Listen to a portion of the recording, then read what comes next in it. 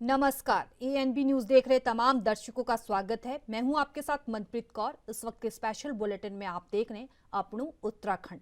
Bulletin की शुरुआत करेंगे इस वक्त की अहम खबरों से।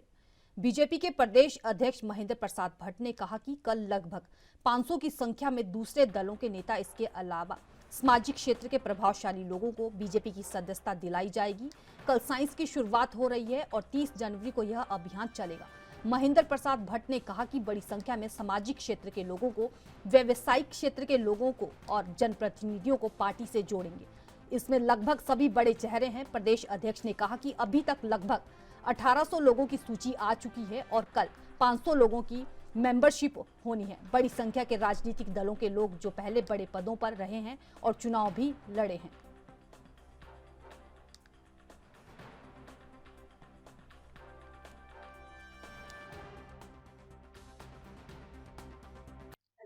हाँ, पदों वाले ही हैं, पद वाले हैं, चुनाव लड़े हैं, ऐसे नेता हैं और बड़ी संख्या में राजनीतिक दलों के लोग हैं। सुबह कल से हमारी सस्ता अभियान का श्री गणेश हो रहा है और कल प्रदेश कार्यालय देहरादून के अंदर लगभग 500 की संख्या में दूसरे दलों के प्रमुख नेतागण हैं। इसके साथ साथ सामाजिक क्षेत्र के अनेकों प्रभावशाली लोग हैं, उन सबकी हम कल सदस्यता करने वाले हैं। कल से शुरुआत है और 30 जनवरी तक ये अभियान का हम लोगों का कार्यक्रम चलेगा। और मैं कहता हूँ बड़ी संख्या में हम सामाजिक क्षेत्र के लोगों को, व्यवसायिक क्षेत्र के लोगों को और विभिन्न वर्गों के लोगों को और जनप्रतिनिधियों को पार्टी से जोड़ेंगे। कौन कौन कुछ बड़े चेहरे भी हो सकते हैं? सब बड़े हैं जो कल आने वाले हैं, उसकी जानकारी हम कल आपको देंगे। अभी तक कितने लोगों ने सदस्यता लेने के लिए आवेदन किया है? हमारे पास लगभग अब 1800 से ऊपर की संख्या की सूची आई है, लेकिन कल हम 500 की मेंबरशिप कल कराएंगे। सर, आपने सदस्यता एक समिति भी बनाई है, तो उस समिति का क्या रोल रहेगा?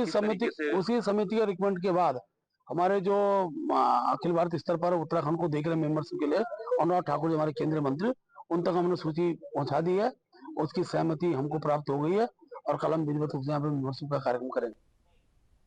बढ़ते हैं अगली खबर की तरफ। कैबिनेट मंत्री गणेश जोशी ने एमडीडीए से स्वीकृति होने के बाद विकास कार्यों का शिलान्यास शहीद दुर्गामल पार्क गढ़ी कैंट में किया। इस मौके पर कैबिनेट मंत्री गणेश जोशी ने कहा कि इस क्षेत्र में ज्यादातर लोग रिटायर्ड रहते हैं और यदि कोई सामूहिक कार्यक्रम करवाना हो उसके लिए लोगों को शहर की ओर जाना पड़ता था, जिसको लेकर लगातार यहां के लोगों की मांग थी कि यहां पर एक सामुदायिक कार्यक्रम करने के लिए एक भवन का निर्माण हो, जो कि 10 करोड़ 24 लाख की लागत से बनने जा रहा है, जिसके बाद से लोगों को कहीं दूर जाना नहीं पड़ेगा। साथ ही उन्होंने कहा कि 2 करोड़ से ज्यादा विकास कार्यों का वह शिलान्यास करने जा रहे हैं, क्योंकि भारतीय जनता पार्टी जनता की पार्टी है और लगातार जनता के हित के लिए काम करने वाली पार्टी है, जिसके लिए वह और समस्त मंत्री कार्यकर्ता लगे हुए हैं।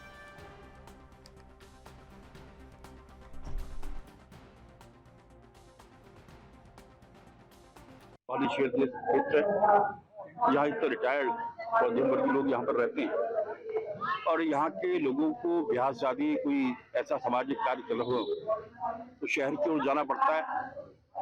2 लाख 2.5 लाख जैसे जिसकी मर्जी है चार्ज करते हैं और हमारे पास कोई आता है, हम किसी को फोन करते हैं, 10-20 हज़ार छोड़ देता है।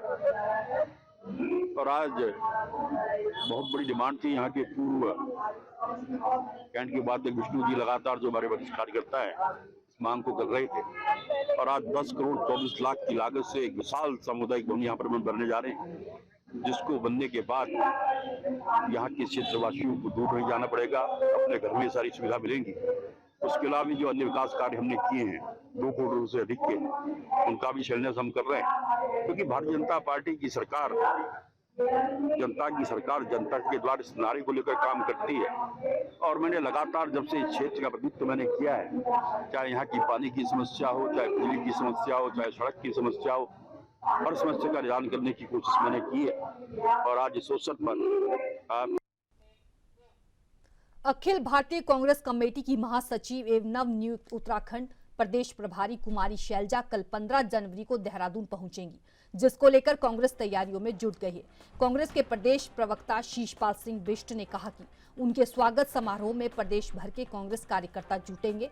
कुमारी शैलजा सुबह 9:20 पर जॉली ग्रांट एयरपोर्ट पहुंचेंगी। वहां पर प्रदेश कांग्रेस अध्यक्ष करण माहरा व वरिष्ठ नेता उनका स्वागत करेंगे। कुमारी शैलजा सड़क मार्ग से ड्रोईवाला हरावाला रिस्पना पुल होते हुए 11 बजे प्रदेश कांग्रेस कार्यालय में पहुंचेंगी।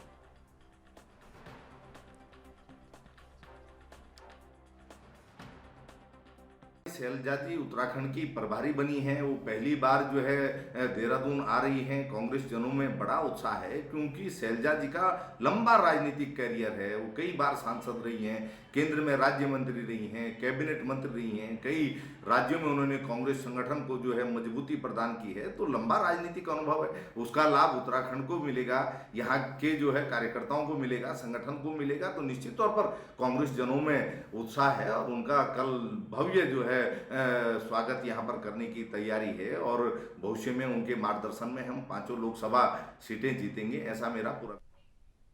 बढ़ते हैं अगली खबर की तरफ। प्रदेश में कोविड में अनाथ 6041 बच्चों तक उत्तराखंड सरकार सुविधाएं पहुंचा रही है। महिला सशक्तिकरण एवं बाल विकास मंत्री रेखा आर्या ने कहा कि इन बच्चों के साथ वह बुआ और मुख्यमंत्री पुष्कर सिंह धामी मामा के रूप में खड़े हैं। इस दौरान मंत्री ने बच्चों के खातों में डीबीटी के माध्यम से 3,63,000 लाख की धनराशि भेजी। मंत्री रेखा आर्या ने कहा कि अब तक वित्तीय वर्ष 2021 से 2022 से लाभार्थियों को दिसंबर 2023 तक की किस्तों का भुगतान किया जा चुका है और कोविड में अनाथ बच्चों की सहायता के लिए मुख्यमंत्री धामी ने इस योजना को शुरू किया था। योजना का आज हर जरूरतमंद बच्चों को लाभ मिल रहा है।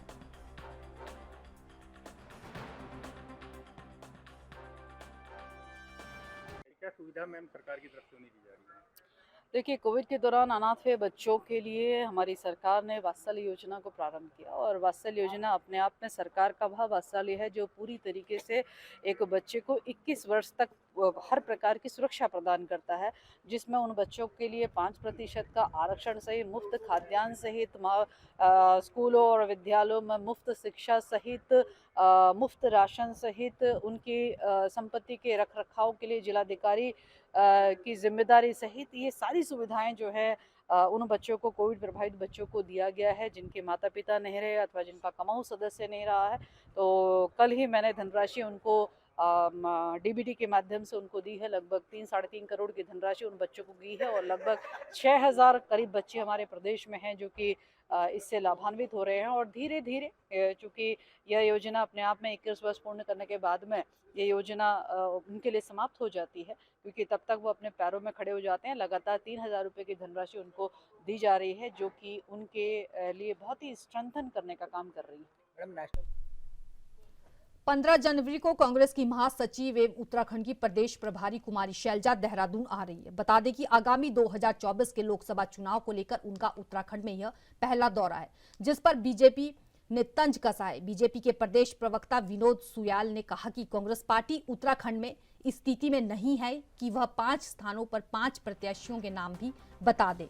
अभी चुनाव लड़ना उनके लिए बहुत दूर की बात है, इसलिए कांग्रेस बड़बोली बातें कर रही है। प्रदेश प्रवक्ता ने कहा कि निश्चित रूप से कांग्रेस अपने अंतर कलह से इतनी ज्यादा परेशान है कि ना उनके पास नेता है, ना नियति है, ना उनके पास कोई कार्य योजना है। वह केवल मीडिया से अपनी बड़ी बड़ी बातें करते हैं।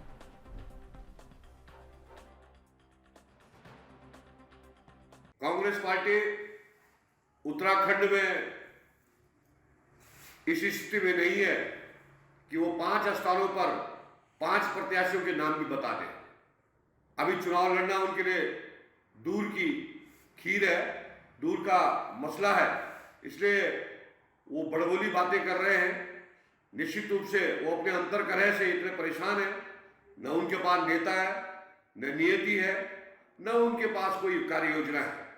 वो केवल समाचार पत्रों या मीडिया में कोई बड़ी बड़ी बातें उनके नेता कह दे या अनर्गल प्रलाप कह दे केवल भारतीय जनता पार्टी के खिलाफ, यही उनका काम है। उनकी प्रभारी आ रही है तो वो आते रहे, वो उनका आंतरिक मामला है। लेकिन उत्तराखंड राज्य के अंदर बरेली तक उनके राहुल गांधी की यात्रा है, लेकिन वो उससे आगे खटीमा तक नहीं आ पा रहे। इसलिए उत्तराखंड देवभूमि है। इस देवभूमि भारतीय जनता पार्टी ही एक सशक्त राजनीतिक दल है और हमने इस समय संकल्प लिया है कि पिछली बार जो हमने 50% से अधिक वोट प्राप्त किए थे, इस समय हम 75% के करीब वोट उत्तराखंड राज्य के अंदर प्राप्त करेंगे। जो हमारे कमजोर बूथ है उन पर भी हमने कार्य योजना बनाई है। खबरों का सिलसिला जारी रहेगा। रुकते हैं छोटे से ब्रेक के लिए, फौरन लौटेंगे।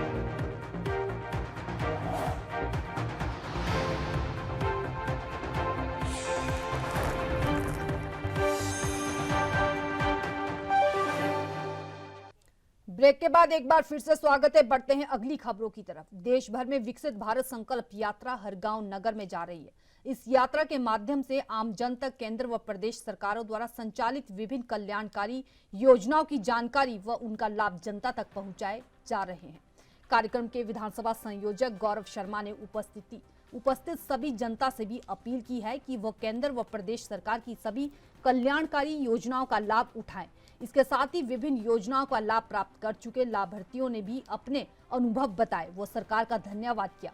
वहीं कार्यक्रम में मौजूद पशुपालन, नागरिक आपूर्ति, बाल विकास, पेयजल, स्वास्थ्य, नगर पालिका, तहसील सभी सरकारी विभागों के अधिकारियों ने तहसीलदार अक्षय भट्ट व उप जिलाधिकारी राकेश तिवारी की उपस्थिति में जनता की समस्याओं का मौके पर ही निस्तारण किया।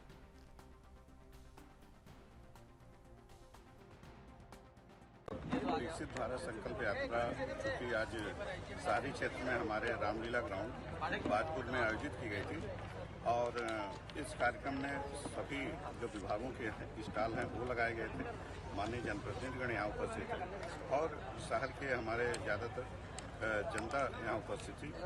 विभागीय अधिकारियों द्वारा जिस तरह हमारे भारत सरकार और माननीय मुख्यमंत्री जी उत्तराखंड सरकार द्वारा अपेक्षित की गई थी, उसी तरीके आज यहाँ जो विभागीय अधिकारी थे अपने अपने विभागों की योजनाओं की जानकारी प्रदान किए और जनता भी उनसे लाभान्वित हो रही है। महालक्ष्मी किट वितरित किए गए और जनता ने कुछ अपनी समस्याएं रखी, उसको निस्तारित करने का प्रयास किया गया। तो इस तरह का कार्यक्रम ग्रामीण क्षेत्र बाजपुर के पश्चात शहरी क्षेत्र में नगर पंचायत सुल्तानपुर, केलाखेड़ा, उसके पश्चात आज बाजपुर में हुआ है और एक कार्यक्रम अभी भवना इस्लाम नगर में स्वीकृत होने वाला है ताकि भारत सरकार की, राज्य सरकार की योजनाओं का ज़्यादा से ज़्यादा लाभ लोगों तक पहुँचे और उनकी जानकारी हो, क्योंकि बिना जानकारी के कोई भी जनमानस या जो जनता है वो उसका लाभ नहीं ले सकती। यही उद्देश्य है इस यात्रा का और हम लोगों ने यहाँ संकल्प भी लिया कि 2047 तक जब भारत की आज़ादी को 100 साल होंगे तो 100 साल के दिन तक, जिसे माननीय प्रधानमंत्री जी ने आह्वान किया है, हमारे देश को विकसित बनाना है और सभी जनमानस इसमें पूरी भूमिका अदा करेगा। तो उस संबंध में आज ये शपथ मिली। विकसित भारत संपर्क यात्रा जो आज जिसका पड़ाव आज यहाँ था बाजपुर में, उसमें हमने व्यापक प्रचार प्रसार करा था। चूँकि ये प्रोग्राम एक बार 10 तारीख को था, 10 तारीख को रुद्रपुर का प्रोग्राम होने की वजह से ये पोस्टपोन हो गया था, तब आज 13 तारीख को ये करा गया था। तो लोगों को भी थोड़ी सी हमने पूरी कोशिश की उपस्थित रहने के लिए, सारी जनता को हमने मैसेज दिया था और प्रचार प्रसार भी करा था। फिर भी पर्याप्त मात्रा में लोग नहीं आ पाए हैं। मैं अब कोशिश करूंगा कि अगली बार जो है व्यापक रूप से इसका प्रचार प्रसार और बेहतर तरीके से हो और ये संकल्प यात्रा अच्छी हो। निश्चित रूप से ये विकसित भारत संकल्प यात्रा जो कि दिल्ली देहरादून होते हुए हमारे गांव और नगर पालिका बाजपुर तक आज पहुंची है।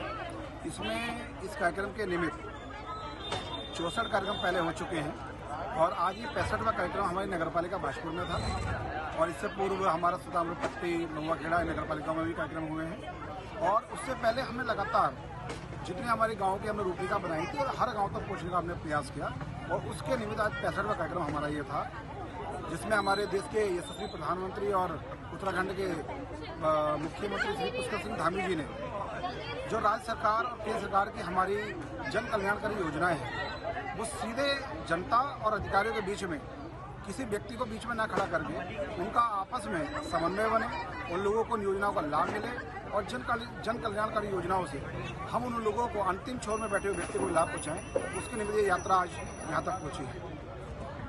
अब तक लगभग कितने लोग हैं लाभार्थी हो चुके होंगे? अब तक जितने शिविर आपने लगाए हैं लगभग? देखिए, अनुमानित ही कह सकते हैं क्योंकि एक आंकड़ा हमारे यहाँ जिले में पहुँचाया जाता है और इससे पूर्व में भी तकरीबन पिछले कार्यक्रम का मुझे पता भी, मैं आगे का कार्यक्रम इनसे लूँगा, आज के कार्यक्रम में तो मेरे को जानकारी नहीं है, लेकिन हमने अभी पिछले कार्यक्रम में तकरीबन 1219 लोगों को लाभ पहुँचाया था और 65 कार्यक्रम में तकरीबन 1000 के कैलकुलेशन हमारी लगभग मिल के आ रही है। तो एक 70-72 हज़ार लोगों तक, मैं तो ये कहता हूँ एक बहुत बड़ा आंकड़ा, जो विकसित भारत संकल्प यात्रा की यात्रा नहीं है, वास्तव में गरीब, असहाय, मजदूर और मजबूर व्यक्ति के आंसू पोंछने का, उनके बीच में एक फासले को कम करने का जो फासला होता है सरकारी दफ्तरों का, उसका काम किया है, सेतु वाला काम किया है और उससे बहुत सारे लोगों को हमने लाभ पहुंचाया। बढ़ते हैं अगली खबरों की तरफ। जनपद उधम सिंह नगर की बाजपुर विधानसभा में स्थापित चीनी मिल का अस्तित्व अब खतरे में है। आपको बताते चले कि मिल में 148 करोड़ रुपए के सालाना कारोबार के बावजूद इस बार करोड़ों का घाटा दिखाया जा रहा है। मौजूदा सूत्र में इस फैक्ट्री का अस्तित्व बचाने के लिए 20 करोड़ से ज्यादा खर्च किया गया है।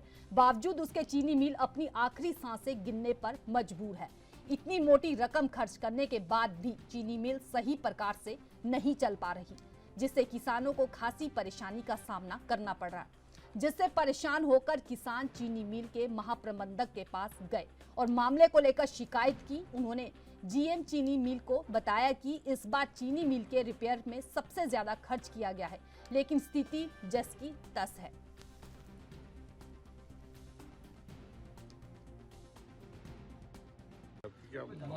बात तो ये है कि जब से फैक्ट्री चली है बिल्कुल ठीक तरीके से चली नहीं। हमारे ड्राइवर 48 घंटे ठंड में यहाँ बैठ के घर को चले जाते हैं और भागने को तैयार हो गए हैं, क्योंकि फैक्ट्री ढंग से चल नहीं रही। अब चीफ इंजीनियर से बात करी है, जेएम साहब से बात करी है, वो ये कह रहे हैं कि फैक्ट्री अब चलेगी और पता नहीं कौन से महीने में ठीक चलेगी, ये हमें समझ बात नहीं आ रही। बड़े परेशान हो गए हैं, गन्ना सारा बाहर जा रहा है। बाहर रेट 340 रुपए दरियाल कोल्लू वाले गन्ना खरीद रहे हैं और हमारी फैक्ट्रियां गन्ना बाहर जा रहा है। कमी यह है कि फैक्ट्री जो ढंग से चल नहीं पा रही, पता नहीं क्या बात है। या तो कर्मचारी काम नहीं ढंग से कर रहे, कभी हम इसको माँ कहते थे, हमारी माँ है ये। जो हमारे कर्मचारी हैं उनको माँ समझना चाहिए, तभी फैक्ट्री चलेगी ये, नहीं तो फैक्ट्री चल नहीं पाएगी ये। जिस ढंग से फैक्ट्री में अच्छा खासा इस साल जो है खर्चा भी किया गया है और ये कहा गया था कि फैक्ट्री साहब इसके बाद भी कोई दिक्कत नहीं आएगी, बड़े बड़े दावे किए गए थे, तो ऐसा क्यों हो रहा है और इसके लिए कौन दोषी है? जो मेरे ख्याल में तो ये काम करने वाले हैं अंदर फैक्ट्री में, वो काम नहीं ढंग से कर रहे, वो माँ नहीं समझ रहे फैक्ट्री को। अगर माँ समझेंगे तो फैक्ट्री चलेगी, तो चलेगी नहीं फैक्ट्री ये। मिल जो है ये किसानों की है। हमारे जो सम्मानित कर्म पड्डा जी हैं, कर्म सिंह पड्डा जी, और उनके साथ कुछ किसान आए हैं। उनकी ये मांग थी कि जो पिछले कुछ दिनों में मिल जो है दो एक बार इसमें कुछ घंटों की इसमें रुकावट आई थी। इसके लिए हमें वाकई में खेद है, क्योंकि इस साल नए बॉयलर और नई मशीनें लगी हैं और सब कंप्यूटराइज्ड है, और जिसमें अभी हमारे कर्मचारी उतने पारंगत नहीं हैं। उनको पारंगत किया जा रहा है। अब जो है मुस्तैदी से चल रही है। आज भी हमारी क्रशिंग 35,000 हुई है। 4,770 कुंटल चीनी बनी है, जो पिछले कई सालों में जाके जो है एक तरह का रिकॉर्ड है। 1800 कुंटल जो है एक शिफ्ट में चीनी बनना, ये भी अपने आप में एक रिकॉर्ड है।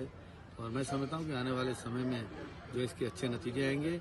आज भी हमारे पास केवल 9,000 कुंटल गन्ना शेष खड़ा हुआ है यार्ड में। हमें ये भी डर है कि कहीं आने वाले समय में ये नो केन ना हो जाए। जहाँ तक गन्ना बाहर जाने की स्थिति है, किसान जो है क्रशरों पे अक्सर गन्ना जो है लोग क्रशर वाले भी लेते हैं। इस साल गन्ने की कीमत बाहर भी ज़्यादा है, वो किसान हित में ही है, जैसा कि हमारी सरकार भी चाहती है कि किसानों का हित हो। और भुगतान के लिए हमारा जो रेट बढ़ के आया है, वो अभी उसकी अभी घोषणा नहीं हो पाई है। जिस दिन हो जाएगी मैं समझता हूँ कि ये गन्ना भी बाहर नहीं जाएगा। तो पेमेंट को लेके क्या आश्वासन दिया गया है? अब पेमेंट को लेके जो है हमारा जो है 26 दिसंबर तक का 23 दिसंबर तक का जो पेमेंट है वो हमारा बन के बैंक को जा चुका है।